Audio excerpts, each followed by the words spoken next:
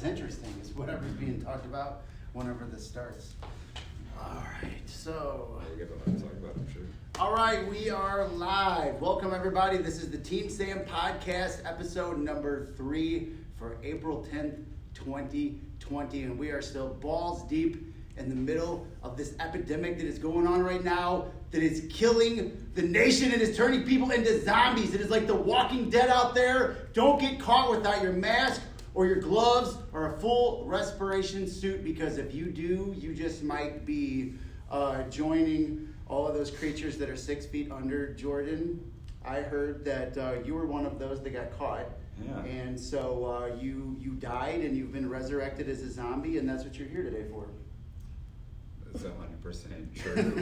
Jesus, it is Easter weekend, guys. Hey, man, it's zombie weekend. Zombie weekend. It's zombie weekend. By the way, I'm a fan of said zombie, so I celebrate it.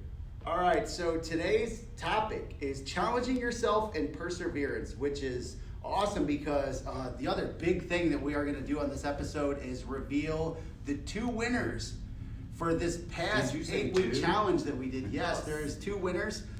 This was our annual New Year's challenge, and this is the one where there's a big cash prize, but we're not going to get down to revealing that yet. We're going to wait a little while into the podcast before we get those. So if you're watching this and find out who won, make sure you stay tuned. But we thought we would use the 8-week challenge to kind of segue to what our topic for this episode is. So for the 2 years that we've been in business, we've done several challenges. We always have a big one at New Year's, which you guys know, this is like Christmas in the fitness industry. New Year's is the biggest time. So we always have a big challenge at New Year's. And then we have another one in summer. We have a few around the year, but they're not for a cash prize. They're not as big. But the summer and the New Year's one is the big ones. And our challenges do really well. We get a lot of members. They have good results. But the problem was I kept thinking, like, man, too often it just turns into a Biggest Loser competition. And earlier in 2019, Michelle and I were looking for ways to really take our client base and make their workouts a little bit tougher, make the standards and the protocol for our studio a bit tougher, and it really was paying off. And so I talked with Michelle and I said, how can we take this year's New Year's challenge and really make it a fucking challenge? Layers to it. Those layers were helpful. It was very helpful. They were reinforcing that it's a process.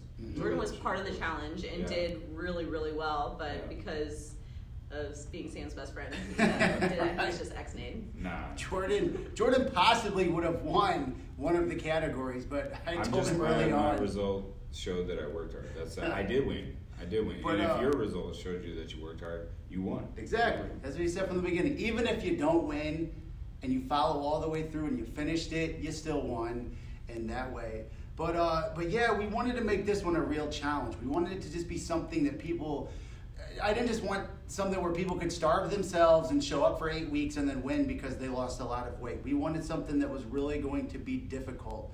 And so we laid out a lot of different criteria for this, and Michelle had some great things that every week people had to follow along. It wasn't just, like I said, that you weigh in and whoever lost the most amount of weight. We had a lot of criteria to that. Yep, we had the physical challenge at the very end, but daily they had to make, or weekly, had to make a positive post. They had to track their food logs daily and then send that to us each week. What else was on there? I think they had to attend at least 2 sessions at the studio. And try a lifting session, which I loved for our cardio, because I know a lot of people that would probably love and haven't. So that was a good way to kind of push them into that. For sure, yeah. And then that was Michelle's idea, was to have the physical challenge at the end to prove that they came to class, but also that they learned proper form. Yeah. You know, it's one thing to have a challenge, but people could be in here just breaking their backs or doing shit wrong. And so at the end, they had to show up and prove that they knew how to do like a hip hinge and a squat and a deadlift. And there was a set of physical activities that they had to perform to show that they improved their endurance and their strength and came along physically, not just losing weight. What I really liked about that challenge was that discipline was the key. Mm-hmm. Yes. So to all that stuff, like I even set alarms for like, oh, send your food log in. Yeah. I just set alarm, and I made it a habit, and I treated it real discipline. But it required me to be disciplined like almost all day, Right. and that helped because I just became a more disciplined person. It is really a simple thing to do. It just takes a little bit of effort to do it just every day, just a Yeah. couple seconds. Yeah, it really wasn't big, but I was doing something extra in my Yes. life, and I had to be disciplined to do it, and it was helpful. It was cool because I think so many people fear tracking their food or accountability because they think they can't do it. And then in a challenge, it's like they're being forced. They're being put into that saying, hey, you have to do this because this is what it's going to take to win. And then when they found out, like, this isn't that hard, it just takes effort. But because there was such a higher criteria, and it was an actual challenge this time. What was really cool about that was we had a large sign up. There was over 100 people that participated. So a lot of those are Teamsam members, and a lot of those were just outsiders that joined for the 8 weeks. But of every challenge we've done over the last couple of years, this one had the highest participation and the longest participation.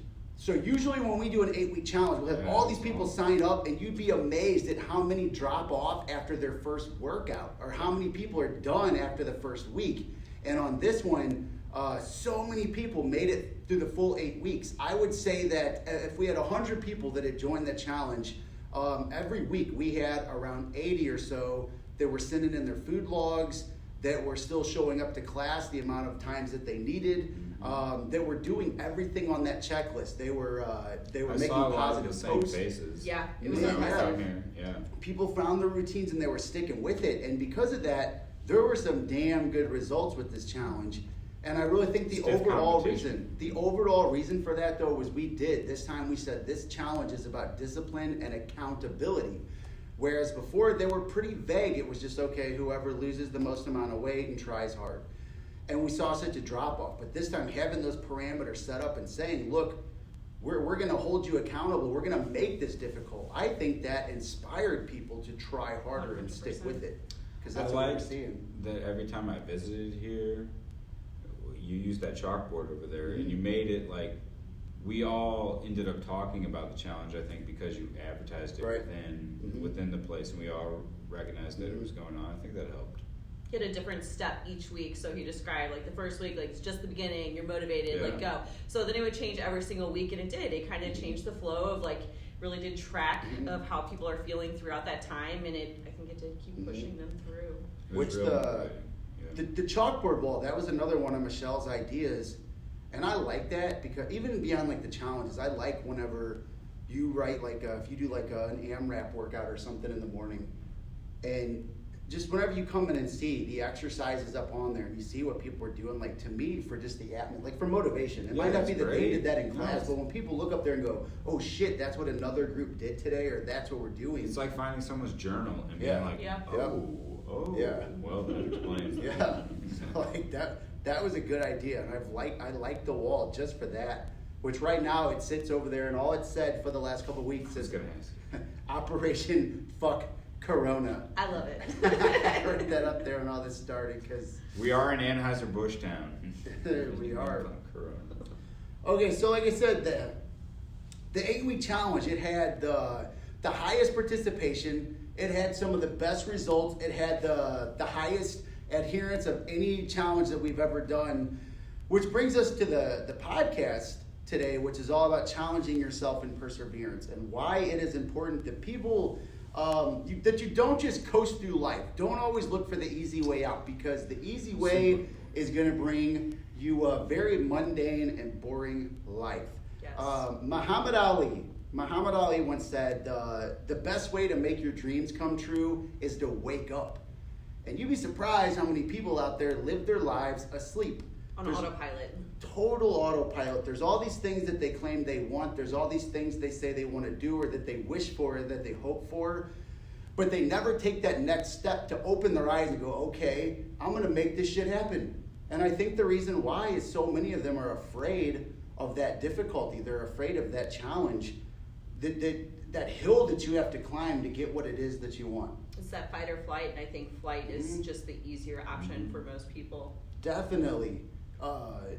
I've always thought that there's like a default that our personality's set to. Yeah, it's the ego, man. Mm-hmm. The ego, you have you have two minds, at least two minds. Yes. And one of them is the ego, and that's the keep you safe mind. Mm-hmm. And for most people, that's everyone that they are, or Right. that's everything that they are. They want to be safe, and then you can level up if you learn to use like pain or suffering as a transformative tool. Mm-hmm. Then you can harness another level. Like, you don't always have to listen to the ego. Right. You don't always have to be safe. You don't always have to be in your soft, warm Mm-hmm. bed with your however many thread count Yep. that you are really worried about how much thread count you have. Mm-hmm. You can use that to create some sort of cyclical motion Mm-hmm. and go in whatever direction you want to.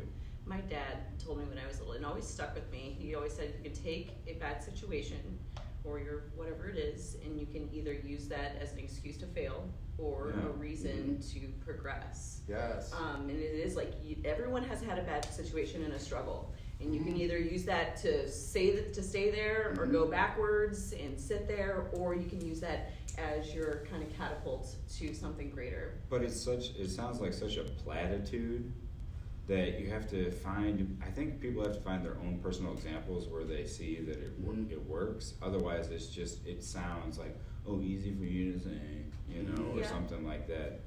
So. But I think that's all it really comes down to is just action of like Yes. like a feeling that of like, because that's all it is just taking a step and doing it, because there is fear, but like it might be hard, but it's probably not as hard as what you have created in your mind. Just fucking do it. Exactly. Yeah. I think so many people don't understand that you can get any meaning out of life that you want. There's when we were younger, Jordan and I were really big into the Tony Robbins books.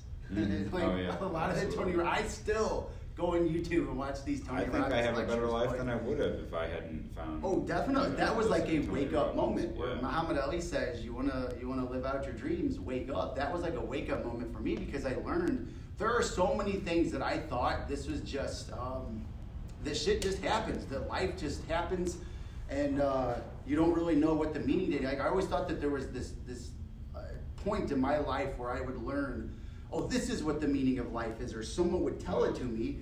And no, what I learned was it's whatever meaning that you give to it. You can interpret anything however you want. If they say whatever it is that you're looking for in life, you will see it. So if I said, look at everything in this gym that is red, you would look around, you'd say, well, there's the lights, there's the wall, there's the dumbbells, filter. there's the bench, there's that over there. And if I said, okay, did you notice that there's more black in the room than red? People would have to stop and go, wait a second. Oh yeah, And there's a then black look floor, again, black yeah. wall, black treadmills, black this. Your eyes, your brain will look for whatever it is that you want to see. You can give any interpretation to anything. And like you said, you could have a situation where it motivates you to do something great, or it motivates you to just be afraid. And in one of those Tony Robbins books, he said, he gave the example of there were these two brothers, and they had an alcoholic father growing up. And one went on to become like this successful doctor or something, and the other one became an alcoholic himself and was in prison. And when they asked both of them, why did you turn out the way you did? They gave the exact same answer. They said, in that situation, what else was I going to do? Yeah. So they had the same answer, but how they interpreted that is That's one right. used it for very positive motivation and said, I got to get out of this. I can't wind up just like my father. And the other one was like, fuck it. I'm doomed to be an alcoholic just like him. So it's like, same situation, same answer, but where they took that answer went two different ways. And so when people are presented with a challenge, whenever they're presented with an obstacle, or especially pressure, they've got two ways to go with it. They can say, hey, this is too heavy, I have no choice but to drop it. Or they dig deep and they go, fuck this shit, I've got one choice, and that's to lift this shit off my back and get stronger with it. And like, we try to challenge people like that in here, physically and mentally. And over time, I think so many will understand that. So many will get it, but that's really where you grow in life. That's how you get stronger mentally and physically, is by finding those challenges, facing them, and then overcoming it. But again, the Muhammad Ali quote, that made me realize I'm somebody. I know on social media, a lot of people love to share memes and quotes. And so I asked Michelle and Jordan if they had some of their favorite quotes that help inspire them whenever they have a challenge in life, or whenever they feel like, okay, everything's just been blah for a while, I need to turn the next page. I need something to challenge me. And so I wanted to go over any of their quotes and kind of talk about what that means for them. And I'll go with mine after that because I've got a ton of them. So, Michelle. I just scrolled through because I didn't have anything in particular that I know. One that like I always kind of remind myself is that adversity creates strength, but that's also if you choose that path, because it does. Like if you go through those challenges and you actually push through them, you become someone stronger every single time. So every single time you go through that challenge and you just keep pushing forward, it just really evolves you to a higher being. But with that, I know, like I have evolved through this a lot, and one of my big things was that I was a lot of talk. Like I would talk about what I wanted to do, and like I think a lot of people do that, where it's like, and they live in this false narrative, like what they think in their mind is real when it's not the actual reality, because their actions aren't following through. So one thing that I did find that stood out to me today is that you are what you do, not what you are, what you say you'll do. Because I think that's the difference between people, is actually the action behind the thoughts and the feelings. That's a good one. So many people think that this is more of a, like in the fight world, there's so many dudes out there that think because they watch UFC and they're into football that they're badass fighter motherfuckers, or because they go to the gym a little bit that they're these hard asses, or just the people out there that talk so much about the celebrities they follow or the fitness world or how they're gonna do this. It doesn't mean shit until you put forth that action. That's a fact. I don't know. I have a lot of quotes that I think about when I think about this topic. And having just come through the challenge, I can kind of say, well, you know, it works in practice if you apply this quote, at least in the context that I understood it, and if you can do it for 8 weeks, it works. One that was always like bothered me was the quote, "Our greatest fear is not that we're inadequate, our greatest fear is that we're powerful beyond measure." And it bothered me because I'm like, that doesn't make sense. And by the way, I don't remember who it was. I heard it in Coach Carter. It was just a movie screenwriter, but that was good shit. No, it came from a writer, but they were quoting her. But it didn't make sense. I'm like, why would we be scared of being small or less than what we should be? Or that sounds like what we should be scared of, and we should just be growing. But why are we scared that we're powerful? And then I finally got it one day, is that, you have to take responsibility. And responsibility is if you have the potential to become something, and you realize you have that potential, that means, I'm not doing that right now. Right now, I'm totally wasting that.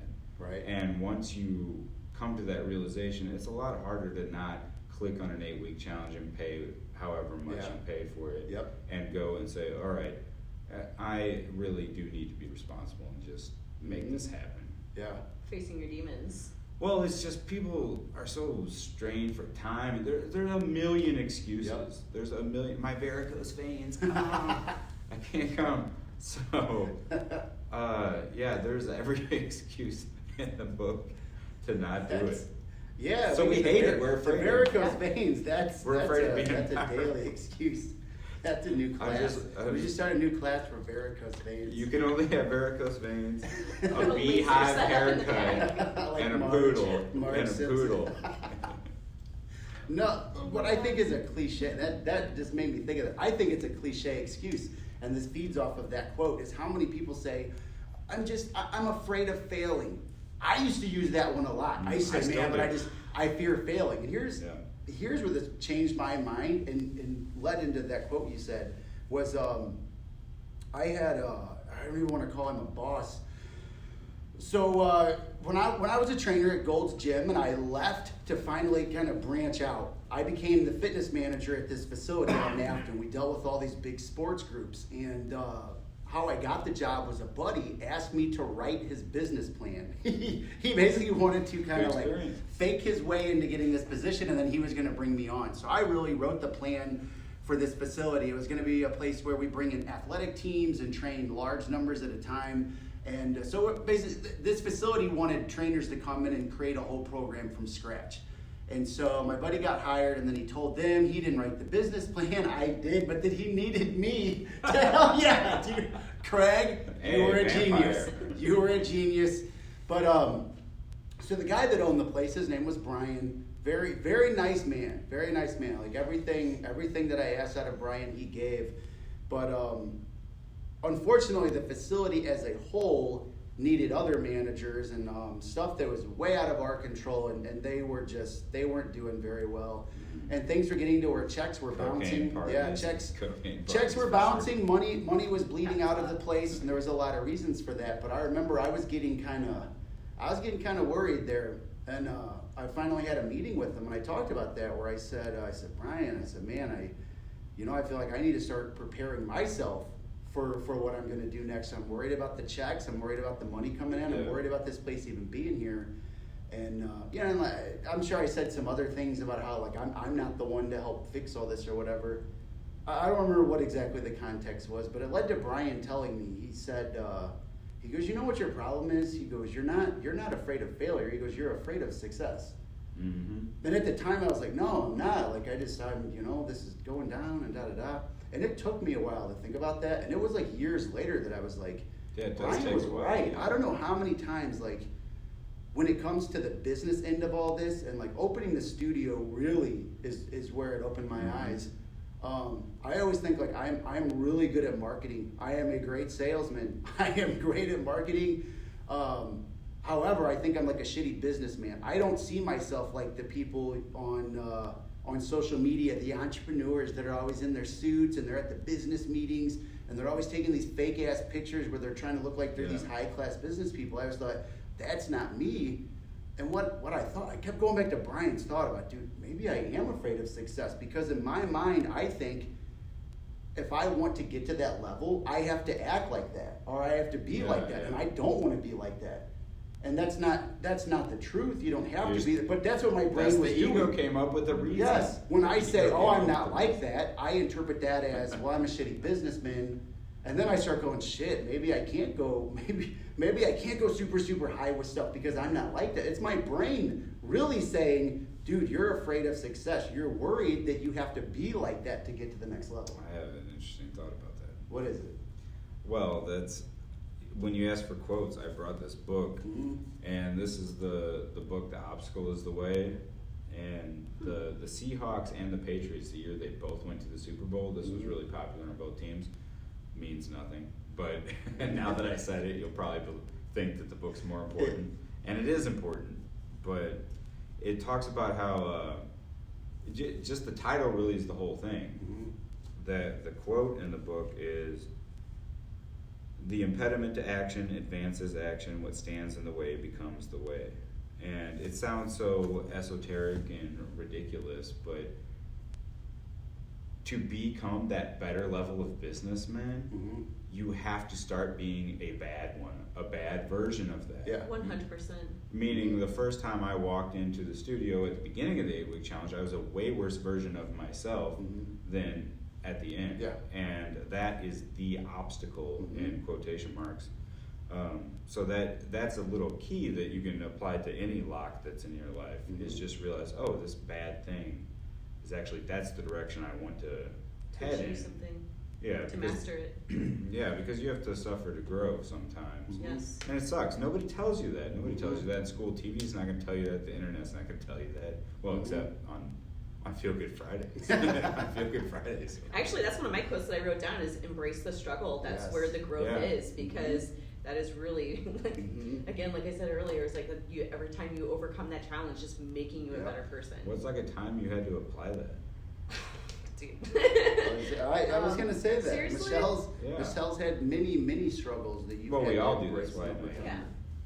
Oh my gosh, being a single mom, I guess, has been a biggest one. I've done it without any help, without any other parents there, and was still working full time and everything, and taking care of myself and my son. It's, I don't know, it's a lot. And I'm sure there are times where you go, okay, fuck this, I can't embrace this struggle anymore. But eventually you find that you go back to that.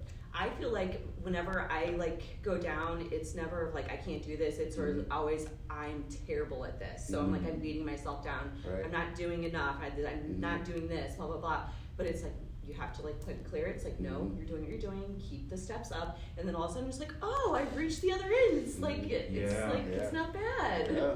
So just gotta keep swimming. That's a heroic effort though, and I think being a single mom is a heroic burden to bear, but then that shows you that you have heroic potential, Right. and then you can just apply it to everything else. Yeah. Yeah, so I think we all probably have those things. Yeah.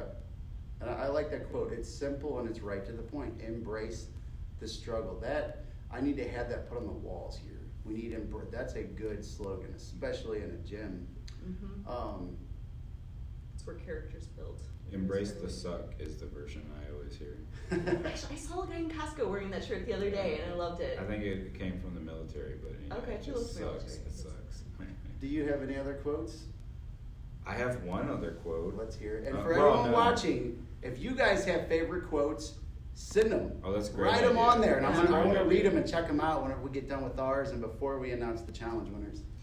Well, I have two, and one applied to the challenge in particular, and one applies more broadly, I think. So the first one is a Friedrich Nietzsche quote, the German philosopher. He said, you know, something along the lines of, "He who has a why can bear any how." Yeah. And when I was in the challenge, I'm like, well, there's $1,900. I don't want to look like an idiot in front of my friend. I had all these whys. And it made it real easy to just stroll in. And it's like, yeah, I am tired and I don't want to be here, but I'm doing it. Right. It made it easy because I knew the why. And then the other one is very unfortunate. It's very unfortunate to be on planet Earth sometimes.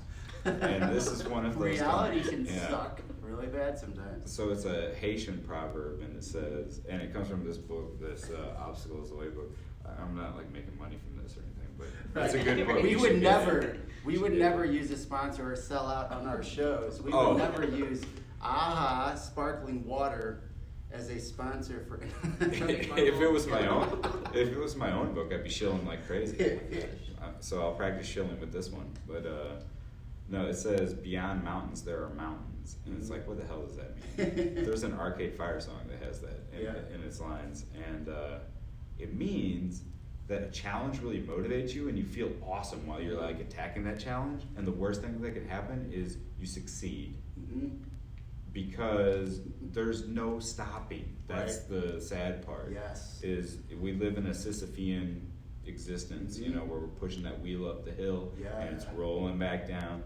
But if you frame it right, the going up the hill is worth it every time, and you just get this treasure trove of accomplishment the more you do it. Completely. How it should be. After you accomplish one mountain, it's time for the next. And those mountains are always there until you die. Well, we've been sold a lie, though. We've been sold that there's like you know, it's always the weekend or retirement. That's how it starts, and then you always think, oh well, maybe it'll be the lottery. There's some plateau you're going to get to where you just get to be in a steady state, and you can't be like that. You'll go into decline immediately unless you embrace the struggle. Completely. For any kids watching this, especially you teenagers, you get this fed into your brain that high school is it. High school is that mountain. And then once you graduate, life is down from there. Jordan, aren't you going to sing Friends Forever?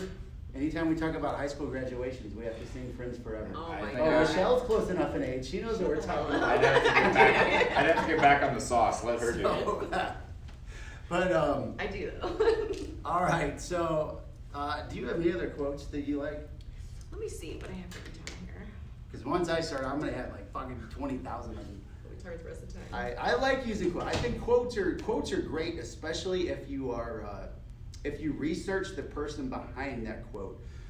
The stuff I hate, and this is like Michelle said earlier, so many people say a lot of stuff but they don't act on it. One way to figure out who those people are, they usually post that shit about, and then I whispered back, I am the storm. I fucking hate that. That is one of my least favorite memes of all time, because the people that post it are usually the most full of shit. Or the straighten your crown shit. Oh, that one. So The, annoying. I travel with the pack of lions. Get the fuck out of here. You're not fooling anybody. The only other two quotes that I have that are very similar to the one I just said is there is no change where there is no action. And second, don't wish for it, work for it. Yes. Because mine is all about the effort Yes. and the actions Uh-huh. because so many people are just full of talk. And their full of talk usually has no idea who they actually are in the first place. So. How often during the week do you hear someone say, I wish I could have a body like that. I wish that I could look like you. Or I wish that I could find that strength.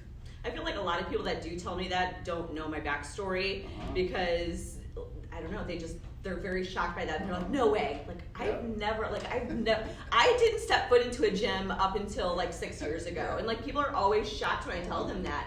But it's like if I can do it, literally you can do it. It's nothing about wishing for it. It's literally just fucking effort and consistency over time. That is it. But that's why you serve as a good role model, because once people know that, then it's like they want to be around you. It's like this magnetism where they go, okay, I've got to be around her. They kind of want to feed off of that strength. They go, when they know what you've been through, they go, okay, I'm gonna see if I can get some of that by being around her. And that pays off big time. Okay, so for myself, because I grew up heavily into martial arts, I've always been big into like ancient Japanese philosophy and other things from Asian culture. But two big ones that I was always into was Lao Tzu and Miyamoto Musashi. And these are guys that influenced like Bruce Lee. So many people that are into martial arts is kind of like on the surface, they all love Bruce Lee because he was a philosopher and he was like the forefather of mixed martial arts. But what I really like are the people that inspired him. And so even in the studio, I have there's some posters framed in the corner by the locker room that has I call it it's not a fucking locker room, it's a corner with lockers. I read them a few times during the challenge. I'd walk over there. Oh, okay, all right, I'm going back in. But most of those just have to do with like samurai motivation and stuff like that. In fact, I've always kept workout journals over the years. I have workout journals going back several years. And in all of my workout journals, the first page is that, where I'll go through and I'll write some of my favorite quotes. And if you go through, like, I'm sure you could go through like a decade of these, many of the quotes are always there. It's just like an affirmation, though, that I write it in. As soon as I get a new workout journal, I draw on the cover, and then I write the quotes. And a lot of these have to do with samurais, because I always like their samurai code. You do have a lot. I told you, see, and that's you should where pick top 3. Well, I'm not gonna read all of those because I have a bunch that also have to do with masculinity. There's like page 2 and page 3. All right, guys. Today we're gonna go through an entire encyclopedia of my quotes. But one of my favorite ones from the Life-Giving Sword. This was written by a Japanese swordsman who was undefeated. He was undefeated, and he went on and wrote a lot of different Japanese and samurai scriptures that other writers took over the centuries and went with it. But one of them says, all men are the same except for their belief in their own selves, regardless of what others think of them. So you could have all the potential in the world. You can claim that you're afraid of failure, you're afraid of success, whatever. It doesn't matter what anybody thinks about you. You could have everybody telling you that you're the greatest thing to ever walk the fucking earth. If you don't believe it, it doesn't matter. Right, that's true. Completely. So where your self-esteem and your confidence comes in, you have to have that self-belief. You have to believe that you're possible of doing something, or else it doesn't matter what tools you have, how much money is behind you, how many people are behind you. If it doesn't start here in your own mind, then it doesn't matter. But I think about all the different Japanese philosophy and all the things. I wasn't going to go through all the quotes from my favorite samurais. What it made me think of, though, was the one person. There was one person that was probably the most influenced by samurais and Japanese philosophy and Taoism and Buddhism, and that is the ancient Jedi Master Yoda. Really? Dude, Yeah. Yoda gives the George best. Lucas. Yoda gives the best. So I'm going to go through some Yoda quotes. All right. Let's see. There's a famous scene in The Empire Strikes Back. This is regarded as the best Star Wars movie by almost all of the fans. Who count? In episode 1, The Phantom Menace. No, and then there's a scene where he's training. He's training his young apprentice, Luke Skywalker. And Luke Skywalker just is not believing in this magic force, the ability to move things with your mind. And there's a scene where he can't do whatever the task is that Yoda's asking.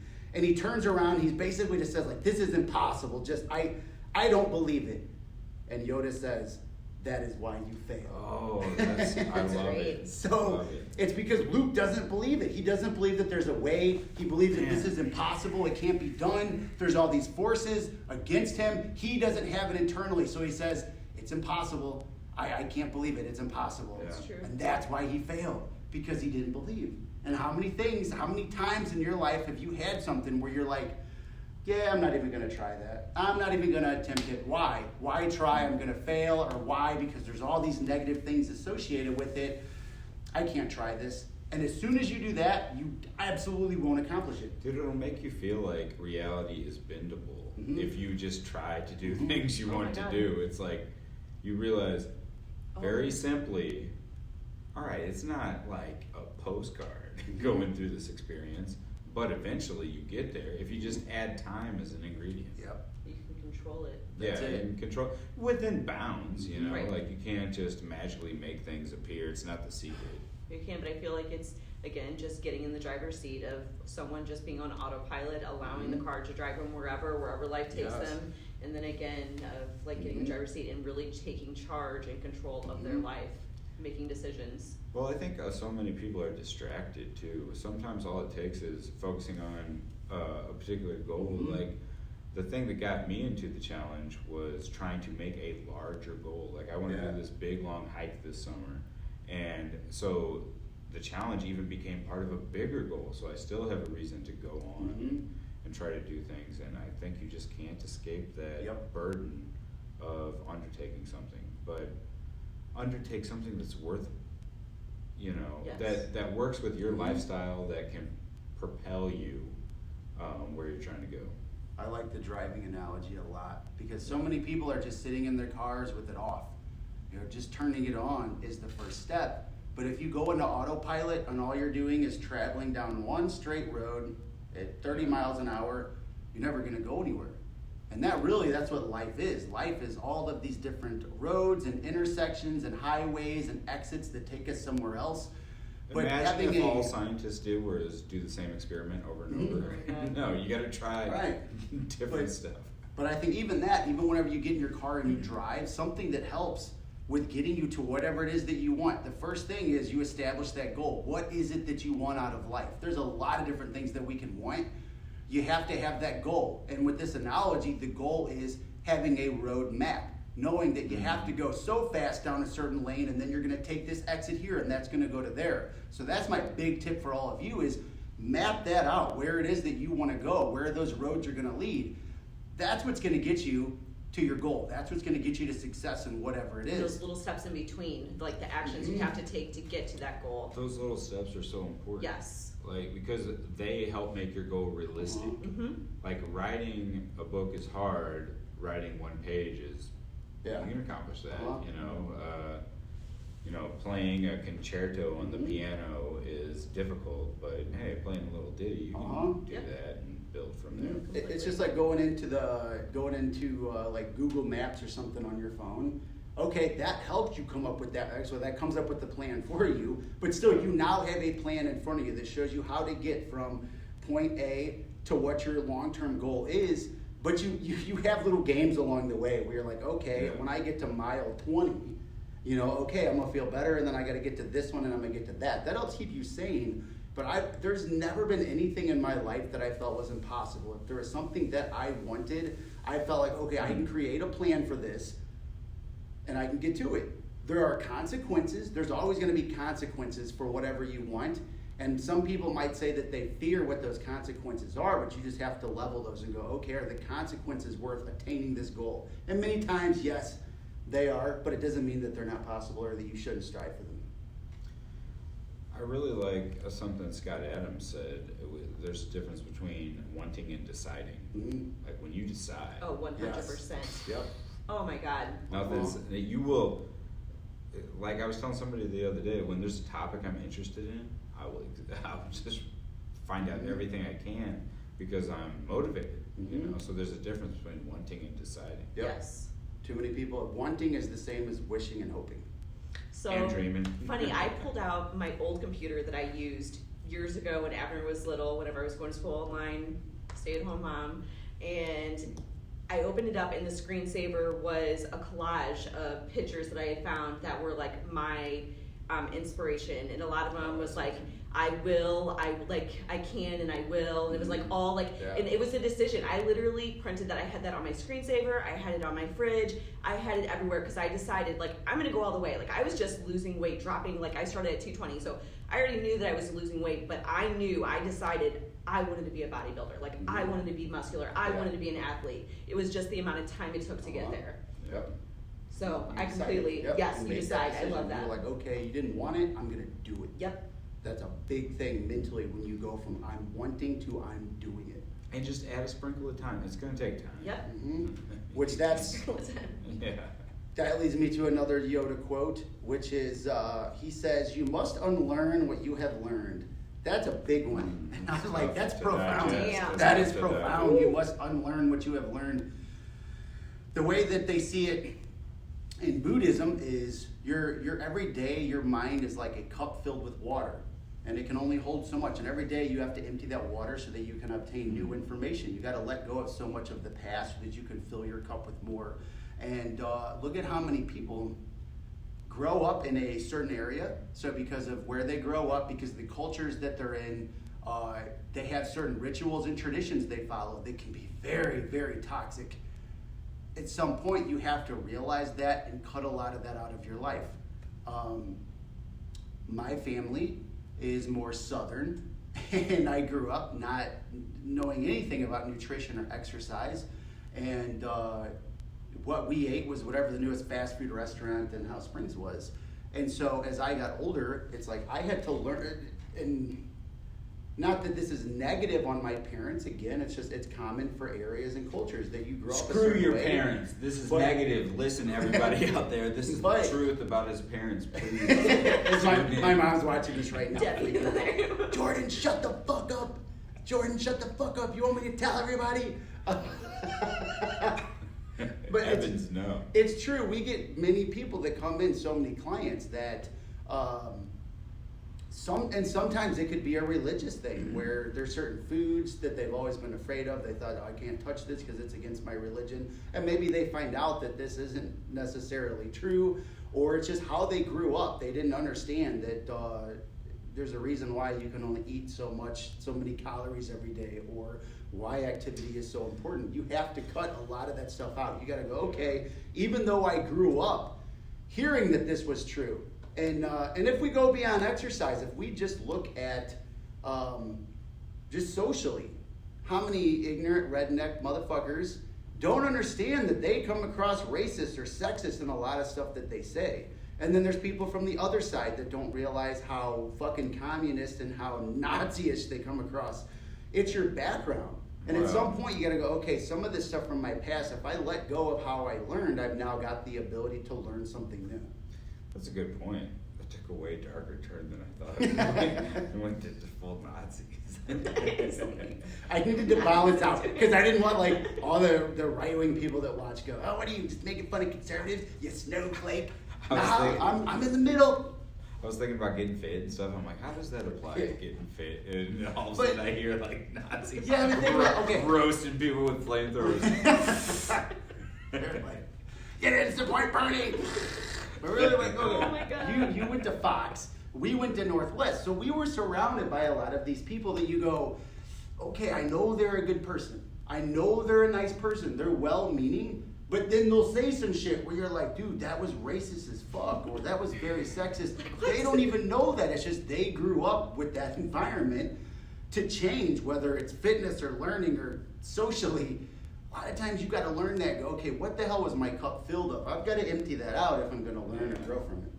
Well, that means you too. Definitely. And that Well, means you know me that. and me Yeah. too. Yeah. You too. Yeah, definitely. And then my last favorite Yoda quote, and I use this all the time when I'm on social media and clients pop up with excuses or say, oh yeah, I want to do that, I want to try, blah, blah, blah. And that's Yoda's do or do not, there is no try. So when someone says, oh yeah, I'll try to be there, I'll try to make it next week, I'll try to watch my macros. No, you're not gonna try. You either do it or you don't. And yes, that is very polarizing, but if you look at it that way, you are more likely to get something done or say, fuck it, you don't do it at all. Yeah. You decide. But yeah, don't use that try shit. Try is just some excuse so that if you don't put your full effort into it, you can say, well, I attempted. No, you half-assed it, and you're never going to get anything good in life by just half-ass attempting. Yep. You got anything you want to add to the quote stuff? No, I think it. I have a little bit. Okay. There's a degree, you know what I mean? Uh-huh. So you have to do some of this within your capability, Mm-hmm. but barely Yes. within your capability, so that it's super hard, Uh-huh. so that you actually stretch yourself out a little bit. But if you use the word try, you've already given up the Yeah. battle. Completely. Yep. Yeah, you just have to say, okay, you know, I've quit things before, Mhm. you know, but I'm doing this Mhm. until there's such a bad reason that I have to quit. That's way different than Yes. try. Yeah, to me, when somebody says I try, it's in the exact same boat as when they say I hope to. And I hate that when Yes. someone says, you go, okay, hey. Deciding versus wanting. Yeah, or like with our friends, oh, there's a UFC fight. You guys want to come? I hope I can be there. Or with working out. Yeah, we're having a big challenge. It starts That's a secret January code. 5th. You want to do it? Fuck off. Oh yeah, I hope that I can do that. You don't hope. Like, you're in control of yourself. Why would you hope? Like, somebody's imagining that there's somebody above them with strings controlling them. It's like, oh, I hope that no, you're in control. Don't hope to do it. You either do it or you don't. It's up to you. Like, what? That's true. Who the fuck are you hoping in? Does somebody else control your life? Mm-hmm. And it's amazing because many people really, that's how they live. Well, we let a lot of people control our lives. We do, and I want to check the comments because right now social media controls my life during the shutdown. So let's check and see if anybody else had anything to add, and then we're going to go into the challenge winners. So let's see. Cindy and George and Cheyenne and April and Ashley and Kitty and Brittany and Steve and Jason and Becky and Sarah and Elizabeth. Oh, Kim says, I'm not telling you it's going to be easy. I'm telling you it's going to be worth it. That is a great one. That's a good one. That is a great one because nothing worth having is going to be easy. Stacy, oh, here's one. Let's see. Nicole says, our fantasies are our realities in an excuse-free world. That is absolutely true. Absolutely. Wanting is the fantasy. Yes. Let's see. Well, there's a lot of people who have been watching on this one. That's awesome. Anybody else got one? Oh, I saw Frank Cashin was watching, but he didn't leave a quote. Frank's was night natty head. Let's see. Sydney says, Michelle, you are so beautiful with hearts in the eyes. In fact, Sydney's mom, Jill, she bought a couple shirts. She should be coming by to get those. I love them. They're so cute together. They are. Like the best mom and I don't want to say the best. I have a couple. I did that but one she's day. one of my favorites, mom and daughter duos I here. said that one day, and like there was another mom and daughter like working out over on the other side, and I was like, don't tell them. I just told you guys that too. Okay, so all the challenge, all the perseverance, all the fun stuff that comes with accomplishing your goals brings us to the end of this podcast. I'm excited. Oh, are you guys expecting 8-week challenge winners? Sorry, that's next week. No. Continued. Yeah, to be continued. Okay, we're going to announce the challenge winners right here, right now. This was crazy. As we said at the beginning of this show, the 8-week challenge this year was meant to be difficult. We wanted to hold people accountable. We wanted the standards to be very high. And I'd say about 85% of everyone that had participated followed it. They sent in their food journals. They were doing their pay it forwards every week. They were making motivational posts. And that was incredible. That was incredible to see. Then it led to the physical challenge. The physical challenge was tough because the purpose of that the purpose of the physical challenge wasn't to say, hey, who's our most athletic person? It was to see who was willing to confront their fears. Because when we announced the physical challenge, there were so many people that said, I don't want to do it because I'm scared of box jumps or I'm afraid of doing burpees. I I said, that's not the point. The point isn't to come in and do all these at every rep that we said. The point is to face your fears and at least try. So even if you come in and all you can do is one box jump or a burp, or even if you fail it, at least you showed up and you tried. I was a little nervous that morning. But you did it. You did great. You did it. And my thing was, even if somebody lost a bunch of weight, dropped a bunch of body fat, if they were afraid to do the challenge, they were disqualified. So it really made earning the winning spot mean something.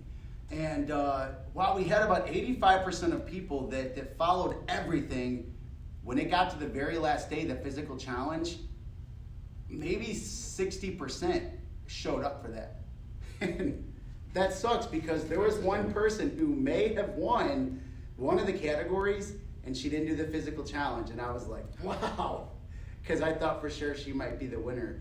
But yeah, we had about 60% though that still showed up into the physical challenge. Michelle and I were here for 3 hours, taking people through the exercises, the box jumps, the burpees, what else did they have to do, the deadlifts and everything. And it was from there that we said, okay, now we got to go through this entire stack and make sure everybody turned in their food journals. They did all their weekly pay it forwards, that they went up to S2 and did their in-body scans. So there was a lot that went into determining the winners. And because so many people did incredible on this, the number of people who on the weight loss category had lost 15 to 25 pounds. There were several of them. Mm-hmm. And on the body fat, how many had lost between 5 and 10% body fat? It was difficult. And again, most of the ones that had great numbers came and did the physical challenge. So we really had to go through. I took half the stack, Michelle took half the stack, and we just went through it and started marking down body weight loss, body fat percentage drop, who showed up for the challenge, who did all of the tasks that we laid out. And it was not easy. And even though I had told Jordan at the beginning, it's like, it don't matter how well you do, you're my best friend. Yeah. It would be fishy if you get money for this. I really did. Once we came down to the winner, I told him. I tried to make it hard for you. I told him, I was like, look, dude, you did really well. Like it was a good experience. You came close, but I was like, there are some others here where another thing with this was biologically, men with testosterone levels, yeah, it's a lot easier for us to lose weight and lose body fat. It sucks, but that is a genetic, that is a biological advantage that we have. Anytime we've done a challenge, it's very common for a man to come in 8 weeks, drop a ton, and it's going to be harder for females. So we balance that out. We go, okay, we get it. There's a hormonal difference. Testosterone makes it way easier. So just because a guy loses 20 pounds or 8% body fat doesn't mean they win. We go, okay, let's see what the female did that's comparable to that. So we can say, okay, this is just as good because they don't have that hormonal advantage.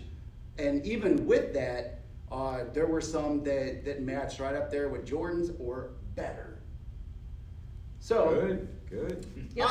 I'll go ahead and announce the winner of the weight loss challenge, mainly because I know this person is not watching. They don't use social media. Oh.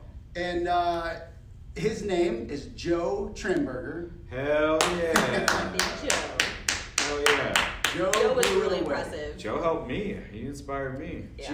Joe crushed the weight loss challenge. Joe came in and he had some issues with his shoulder. He had some issues with his knees. A very common thing when clients come in. I think Joe was in his, I want to say late 40s or early 50s. I don't remember. I'd have to look these numbers up. I'm 28. Yeah, he's like a sort of a bitch. But he was just a very positive man the whole time through this. He kept saying, this is my goal. I want to lose this much. I want to lose this much. And in fact, Joe had joined as a regular member, and then the challenge started a few weeks after that, and he was like, sign me up for it. He goes, I got a goal. I want to lose 30 pounds. And he goes, I'm following your advice. I'm following the nutrition stuff. And Joe was here 2 to 3 times a week, sometimes more. He would leave boot camp and he would go home, or he would go to Club Fitness and use the elliptical for another 30 minutes. He was a machine. He's still pushing. Like, that's what I love. It's like he's like, I made this goal. He's like, but it's not my final goal. And not even that, but he's making like his family, his wife has made differences just watching him. Awesome. It's inspired them. Yes. Awesome. In fact, his sister and his brother-in-law wound up joining class just a few weeks before we had to shut down because they were so inspired by how he did. And Joe, That's the ultimate. so his goal was to lose 30 pounds during the 8-week period. This doesn't include the weeks whenever he actually joined, just during the challenge. His goal was to lose 30, and he dropped 49 pounds. I had to look at that. I had to look at the sheet twice. I was like, damn. Yeah. 49 pounds in 8 weeks. So on the weight loss challenge, Joe Tramburg, you aced that shit, buddy. You won. You deserved it. He showed up for the physical challenge with like an injured shoulder. That too, like, and Oh, then he pushed man, through the he challenge. was- He was. It was like a movie. It was like a Rocky. No, but he pushed through it. You could tell he was like in pain, but he was like, I'm doing this. So, and he did. Yeah. He completed it, and he did everything, and it was just like I was blown away by him. Awesome. And now for the on the ladies' side of things, with the body fat loss. I'm so You want excited. to talk about who won that? Yeah, so this person has been a favorite of mine. She is only a cardio member. She recently No, joined. she joined that. Yeah, she she joined just lifting. she recently joined the lifting side, and she's been hitting some booty squat classes and stuff like that. And I just love this girl. She always tries to stay as positive as possible.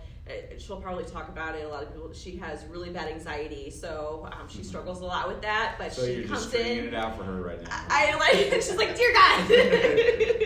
But I absolutely love her, and she works her ass off. She pushes hard, and like you can tell, like even with her form, if I'm correcting her in class, she's doing it and like changing it. She's trying to get better, and again, she's working outside of the gym too. So. It's Miss Katie Grogan. Katie killed it. Congratulations, Katie. And I loved it because she was the first person that liked your post tonight about it. It was like, oh, that's so cute. Awesome. But Katie lost a lot of weight, and her Oh, yeah. body fat dropped, and then her lean mass. her went lean up mass a bit. went up almost 5 pounds, I think, Yeah. something like that. Like, so Katie absolutely crushed it. Which was nice. So not only did she have a good body fat drop, she added muscle. That was the difference. Yeah, and that's really hard when you're in a calorie deficit. It is Yeah. very hard to add any type of lean mass because of that.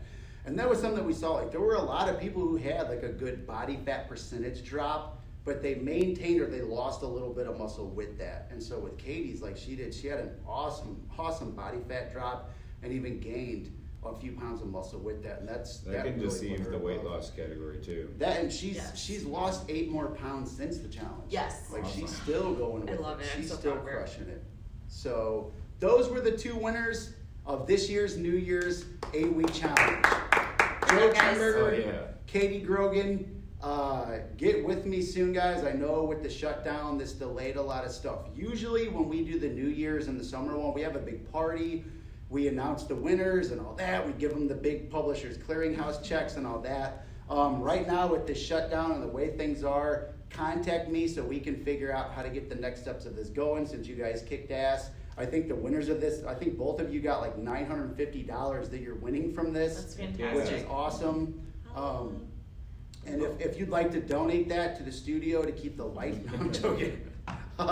But you guys did fantastic. But yeah, there's no party this year. We kept delaying it, and finally we said, screw it. We got to get these winners out there. So let's do it on the podcast. I think so. And that's a good reason to get people to watch. It's a Now, good reason to feel good. that makes me think.